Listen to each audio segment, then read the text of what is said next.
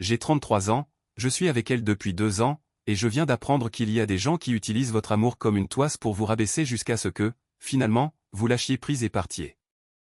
Lundi soir dernier, nous dînions dans mon appartement. Un soir de semaine ordinaire, rien de spécial. Elle était sur son téléphone, à faire défiler son fil d'actualité pendant que je finissais de cuisiner. J'ai dressé les assiettes, je les ai apportées et je me suis assis en face d'elle. Le dîner est prêt. Elle n'a même pas levé les yeux. Une seconde. J'ai commencé à manger.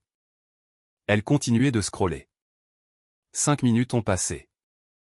Le plat refroidissait. J'ai répété, une seconde. Puis, elle a arrêté de scroller. Elle fixait son écran avec une expression que je n'arrivais pas à déchiffrer. Pas heureuse, pas triste, autre chose. Calculatrice, peut-être. Regarde ça. Elle a tourné son téléphone vers moi.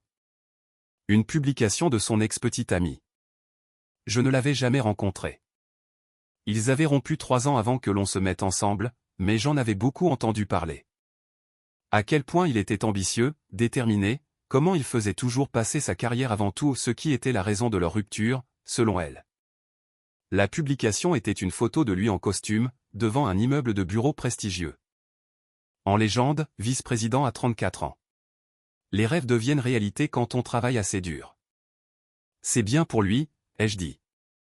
Bien. Elle a repris son téléphone et a étudié à nouveau la photo. J'ai posé ma fourchette. D'accord.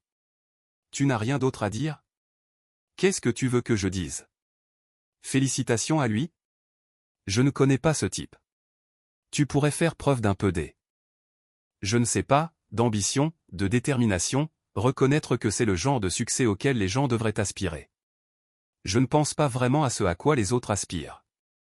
Je me concentre sur mes propres objectifs. Tes objectifs. Elle l'a dit comme si c'était une blague. Quels sont tes objectifs, exactement? Les mêmes qu'avant. Développer mon activité de freelance, gagner suffisamment pour vivre confortablement, aimer mon travail et avoir du temps pour mes relations et mes loisirs. Ce n'est pas de l'ambition. C'est de la facilité. C'est du contentement. Il y a une différence. Lui va gagner 100 000 euros. Toi, tu en gagnes combien? 40 000? Plus proche de 50 000. Et je travaille depuis chez moi, je gère mes horaires, je ne rends de compte à personne. Ça a de la valeur. Ça vaut 50 000. Il en gagne plus du double. Tant mieux pour lui. Tu ne veux pas plus? Plus quoi? De l'argent? Bien sûr, c'est toujours agréable, mais pas si c'est au prix de tout sacrifier. Pas si ça signifie travailler 70 heures par semaine et ne plus avoir de vie sociale. C'est une mentalité de perdant. J'ai repris ma fourchette. Noter. Noter? C'est tout ce que tu as à dire? Qu'est-ce qu'il y a d'autre à dire? Tu as clarifié ton opinion. Tu penses que je suis un raté parce que je gagne moins d'argent que ton ex. Message reçu. Je n'ai pas dit que tu étais un raté. Tu as dit que j'avais une mentalité de perdant. C'est la même chose. Je dis juste que tu pourrais faire plus, être plus. Tu es intelligent, capable, mais tu te laisses porter. Et c'est frustrant à regarder. Alors ne regarde pas. Problème réglé. Elle s'est levée. Je n'ai plus faim. Elle est partie dans la chambre. J'ai fini de manger seul, j'ai débarrassé les assiettes, j'ai fait la vaisselle, en essayant de digérer ce qui venait de se passer. Ce n'était pas la première fois qu'elle me comparait à son ex. Ces 6 derniers mois, il était devenu une référence fréquente. Toujours dans le contexte de l'ambition, du succès, de la réussite. Toujours d'une manière qui rendait clair que je n'étais pas à la hauteur. Mais là, c'était différent. C'était délibéré. Elle m'avait montré cette publication précisément pour marquer le coup. Pour me mettre sous le nez le fait qu'il avait mieux réussi. Pour me rappeler que je n'étais pas suffisant. Je suis allé dans mon bureau, j'ai fermé la porte, j'ai pris mon téléphone et j'ai passé un coup de fil. Salut, c'est moi. Tu te souviens de cette discussion qu'on a eue il y a quelques mois au sujet de cette opportunité? C'est toujours d'actualité. Ça l'est. Tu es intéressé maintenant? Oui. Parlons des détails. Nous avons discuté pendant environ 40 minutes. À la fin, j'avais un plan clair. Une voie à suivre qui allait tout changer. Après avoir raccroché, j'ai ouvert le tiroir de mon bureau, j'ai trouvé une carte blanche, une de ces cartes au papier épais que l'on utilise pour les grandes occasions. J'y ai écrit quelques mots, je l'ai mise dans une enveloppe, je l'ai scellée. Je suis allé dans la chambre. Elle était déjà au lit, lumières éteintes, tournant le dos à la porte. Je suis allé à son petit bureau dans le coin, celui qu'elle utilisait pour ses jours de télétravail. J'ai posé l'enveloppe sur son ordinateur portable. Puis je me suis préparé pour la nuit, je me suis glissé à côté d'elle et je me suis endormi, plus serein que je ne l'avais été depuis des mois. Mise à jour 1, mardi matin. Je me suis réveillé avant elle, j'ai préparé du café, je me suis préparé pour ma journée. Elle est sortie de la chambre vers 8 heures, déjà habillée pour aller travailler, sacoche d'ordinateur à l'épaule. Tu as laissé quelque chose sur mon bureau. Oui. Je ne l'ai pas ouvert. Tu le feras. C'est quoi?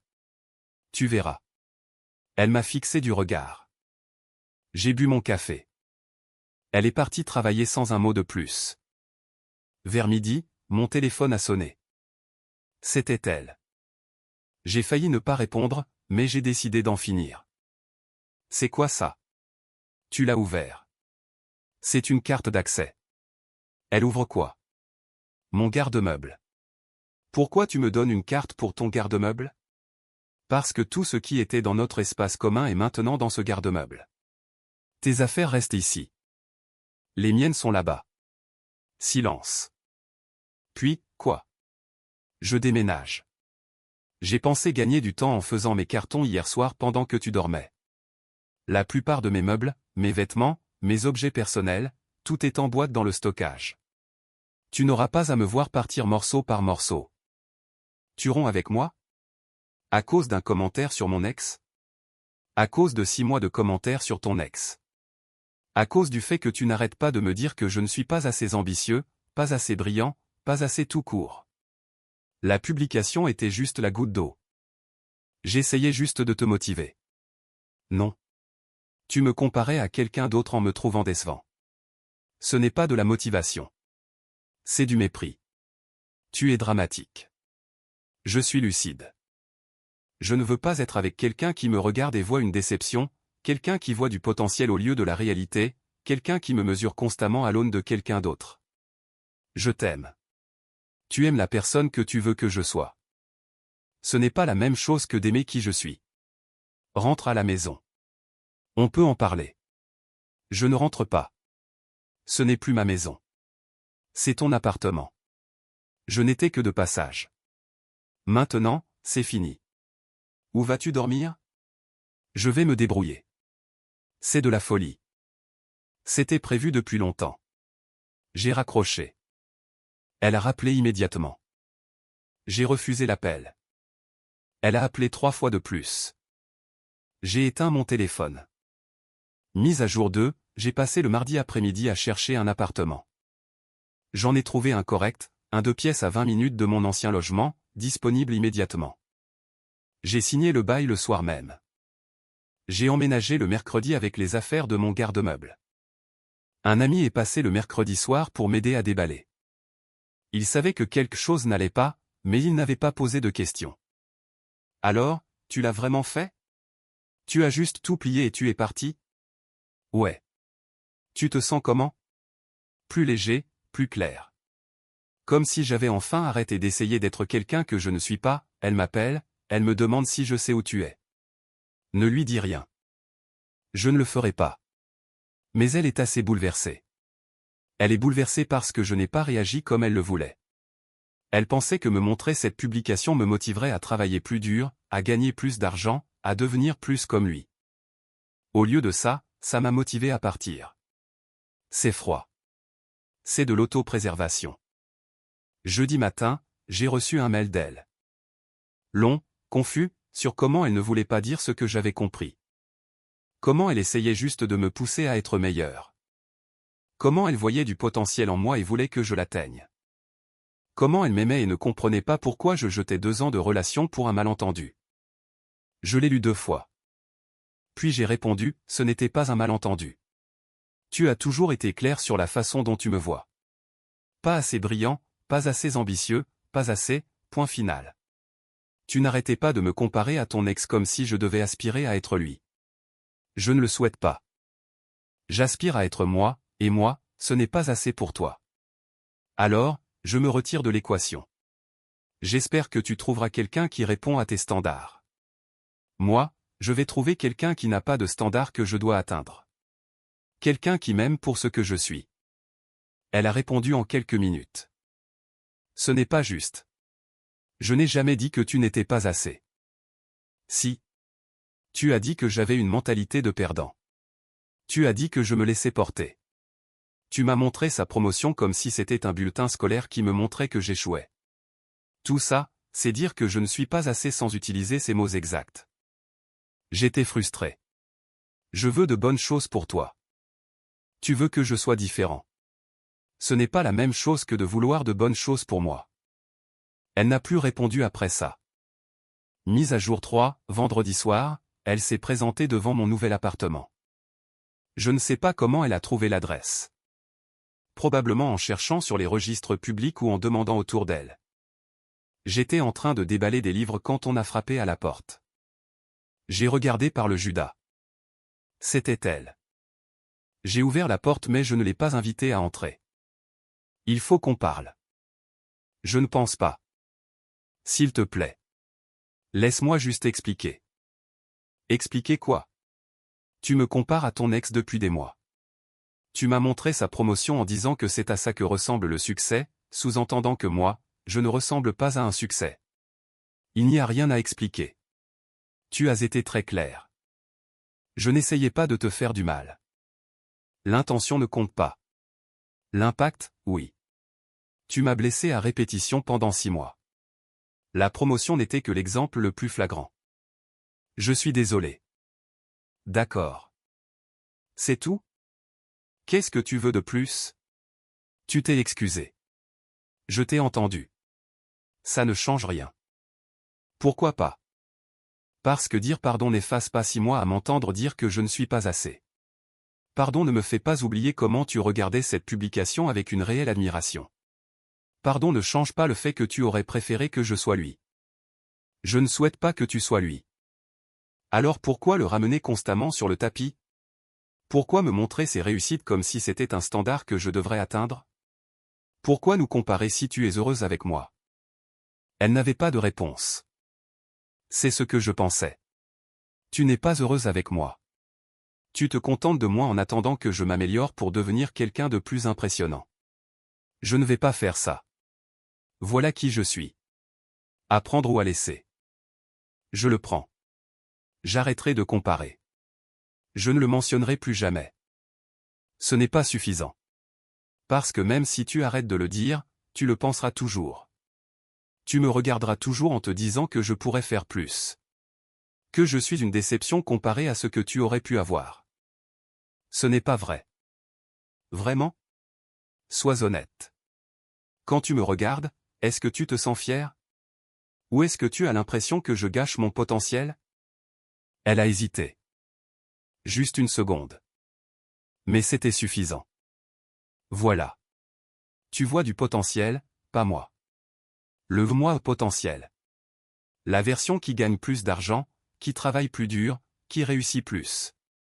Ce n'est pas réel. C'est un fantasme. Et je ne vais pas passer ma vie à essayer de devenir ton fantasme. Tu vois ce que je pourrais être, ce n'est pas la même chose que de voir ce que je suis. J'ai commencé à fermer la porte. Elle a mis sa main pour m'arrêter. Attends. Il y a quelque chose que tu dois savoir. Quoi?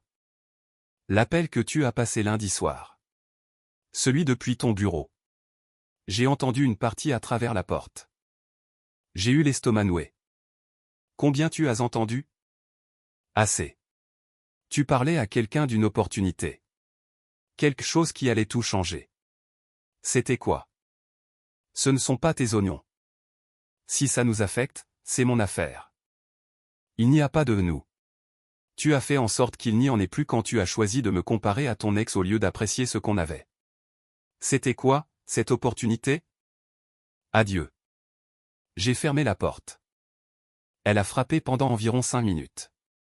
Puis elle est partie. Mise à jour 4, samedi, j'ai reçu un SMS de sa meilleure amie. Elle est en plein désarroi. Ce que tu as dit l'a vraiment blessée. Ça en valait la peine?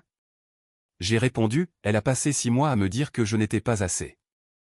J'ai passé une conversation à lui dire la vérité. Donc ouais, ça en valait la peine. L'amie, elle t'aime. Moi, elle aime l'idée que je sois quelqu'un d'autre. Ce n'est pas de l'amour. L'ami, tu es dur. Moi, je suis honnête. Enfin. J'aurais dû le faire plus tôt. Dimanche, mon téléphone a sonné. Numéro inconnu. J'ai répondu. C'est son père. On doit parler. Avec tout le respect que je vous dois, non, nous n'avons rien à nous dire. C'est ma fille. Tu lui as fait du mal. Je veux comprendre pourquoi. Demandez-lui. Elle sait pourquoi. Je te pose la question à toi. Très bien.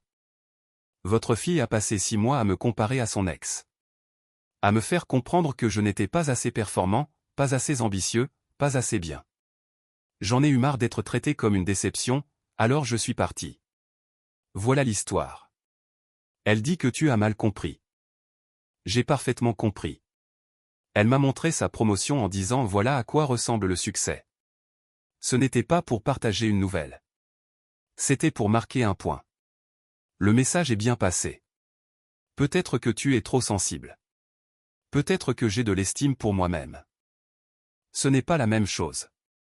C'était quoi cet appel? Cette opportunité? Comment vous êtes au courant? Elle me l'a dit. Ce ne sont pas vos affaires. Si ça affectait ma fille, ce sont mes affaires. Votre fille et moi ne sommes plus ensemble. Ce que je fais de ma carrière, c'est mon choix. Elle n'a plus son mot à dire. J'ai raccroché. Mise à jour 5, lundi matin, j'ai reçu un mail de la personne que j'avais appelée le premier soir. Objet, confirmation finale nécessaire. J'ai ouvert. Lu tous les détails. Les termes, les délais, les prérequis. En bas, il était écrit, si vous êtes toujours partant, confirmez par retour de mail avant la fin de la journée. Cette offre expire mercredi. J'ai fixé le mail pendant 30 minutes. C'était ça. Le point de décision. La chose qui allait tout changer. J'ai cliqué sur répondre, tapé, je suis partant. On y va. Envoyer. 2 heures plus tard, mon téléphone a sonné. C'était lui. J'ai bien reçu ta confirmation. Bienvenue à bord. On lance le processus cette semaine. On devrait avoir terminé la transition d'ici la fin du mois. Ça marche. Juste pour confirmer, tu es sûr de ton coup? C'est un gros changement. Je suis sûr. J'y réfléchis depuis des mois. Les événements récents ont juste accéléré mon calendrier. La situation avec ta copine? Ex-copine. Et ouais, ça a été le catalyseur. Eh bien, parfois les meilleurs tournants de carrière viennent des bouleversements personnels. Faisons en sorte que ça compte. Nous avons finalisé les détails. Au moment où nous avons raccroché, j'avais une voix claire. Une voix qui, ironiquement, me placerait exactement là où mon ex voulait que je sois. Juste pas avec elle. Mise à jour 6, mardi, elle m'a envoyé un SMS. J'ai entendu dire que tu changes de carrière. Moi, comment tu as su? Elle, les nouvelles circulent. C'est vrai? Moi, oui. Elle, quel genre de changement? Moi, le genre qui ne te regarde pas. Elle, tu fais ça à cause de ce que j'ai dit? Moi, je fais ça parce que c'est la bonne décision pour moi. Tes commentaires ont juste clarifié ma pensée. Elle, je ne voulais pas te faire fuir. Moi, tu m'as poussé vers quelque chose de mieux. Je devrais te remercier. Elle, on peut parler? En face à face? Moi, non. Elle, s'il te plaît. J'ai besoin de comprendre ce qui se passe. Moi, ce qui se passe, c'est que j'avance dans ma vie. Tu n'en fais plus partie. C'est tout ce que tu as besoin de comprendre. Elle, c'est cruel. Moi, c'est de la clarté. Quelque chose que j'aurais dû exiger il y a 6 mois. Mercredi soir, sa meilleure amie s'est présentée à mon appartement. Je commençais à me demander si mon adresse était publique. Il faut que tu lui parles. Non. Elle ne mange plus, dort à peine. Elle pleure juste et regarde son téléphone. Ce n'est pas mon problème. Comment peux-tu être aussi froid? Comment je peux être aussi froid? J'ai passé 6 mois à m'entendre dire que je n'étais pas assez. À être comparé à son ex comme si j'étais dans une compétition dont je ne connaissais pas les règles. À être amené à sentir que tout ce que je faisais était inadéquat. Et maintenant que je suis parti, je suis froid parce que je ne reviens pas? C'est le monde à l'envers. Elle ne pensait pas ça.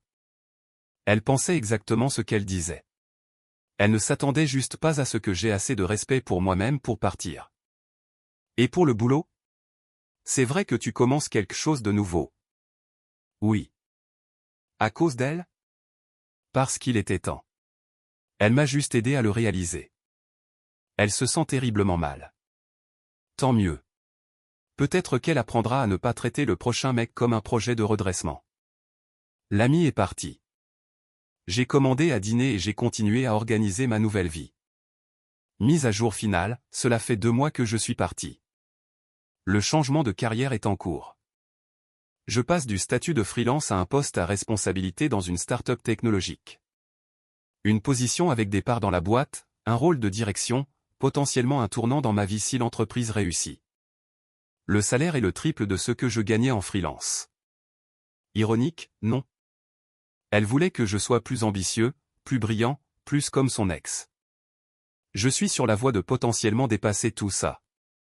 Juste sans elle. La carte d'accès que j'ai laissée sur son bureau ne concernait pas seulement mes affaires dans le garde-meuble.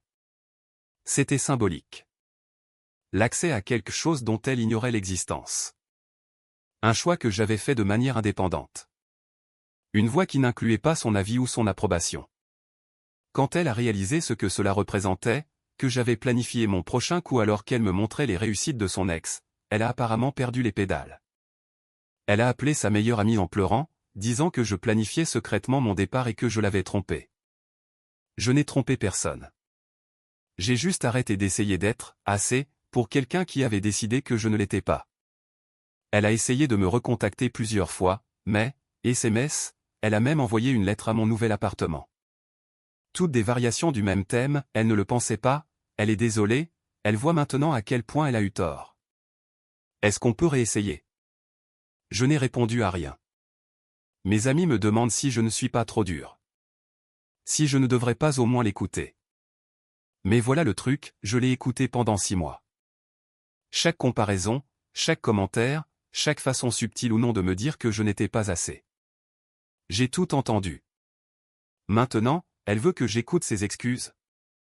Maintenant que je deviens enfin la personne brillante qu'elle voulait que je sois. Le timing est pratique. L'opportunité avec la start-up, j'y pensais depuis un moment. Un ancien collègue me recrutait depuis des mois. J'hésitais parce que cela signifiait abandonner la liberté du freelance. Mais après ce lundi soir, après l'avoir vu me montrer sa promotion comme si c'était un bulletin scolaire prouvant que j'avais échoué, quelque chose a fait, clic. J'ai passé l'appel, je me suis engagé, je l'ai fait pour moi, pas pour lui prouver quoi que ce soit. Mais j'admets qu'il y a une satisfaction à savoir qu'elle finira par apprendre à quel point les choses ont bien tourné pour moi, comment je n'avais pas besoin de sa motivation ou de ses comparaisons, comment j'avais juste besoin d'en être libéré. La carte que j'ai laissée disait simplement, tu avais raison. Je n'étais pas assez pour toi. Par chance pour moi, je suis exactement assez pour moi-même. Elle a trouvé ça cruel quand elle a compris ce que ça voulait dire, que je ne reviendrais pas, que je planifiais ma sortie pendant qu'elle me comparait à des fantômes. Moi, j'appelle ça de la clarté. Je recommence à sortir avec quelqu'un, de manière décontractée. J'ai rencontré une personne qui m'a demandé ce que je faisais dans la vie, et quand je lui ai dit, elle a répondu, ça a l'air super. Tu es heureux avec ça? Pas, est-ce que tu as réussi? Pas, quels sont tes objectifs? Juste, est-ce que tu es heureux? C'est ça la différence. C'est ça qui me manquait. Mon ex voulait que je réussisse selon sa définition. Ma nouvelle vie est réussie selon la mienne. Et il s'avère que c'est la seule définition qui compte. La publication qu'elle m'a montrée ce lundi soir, son ex est maintenant fiancé à quelqu'un d'autre. Je l'ai vu sur les réseaux sociaux via des connaissances communes. Tant mieux pour lui. Il a trouvé quelqu'un qui apprécie sa réussite. Elle a perdu quelqu'un qui aurait apprécié la sienne si elle l'avait laissé faire. Je ne sais pas si elle a réalisé qu'en essayant de me mouler dans quelque chose que je n'étais pas, elle m'a fait fuir, pour finir par me perdre juste au moment où je devenais quelque chose de bien meilleur. Et je me fiche de savoir si elle l'a réalisé. J'ai appris quelque chose d'important à travers tout ça, la bonne personne ne vous fait pas sentir que vous devez vous améliorer pour la mériter. Elle vous fait sentir que vous êtes déjà assez, et toute évolution personnelle n'est que du bonus. Elle me faisait sentir que je n'étais jamais à la hauteur. Maintenant, je réussis au-delà de ce qu'elle pensait possible, et elle n'est pas là pour le voir. Ce n'est pas de la vengeance. C'est juste des conséquences. Elle m'a comparé à quelqu'un d'autre jusqu'à ce que je réalise que je méritais quelqu'un qui ne le ferait pas. Maintenant, nous avons tous les deux eu ce dont nous avions besoin, juste pas ensemble. La carte d'accès ouvrait un garde-meuble, mais en réalité, elle a ouvert la porte à une vie où je suis valorisé pour être moi, pas critiqué pour ne pas être quelqu'un d'autre. La meilleure décision de ma vie a été de laisser cette carte sur ce bureau et de partir.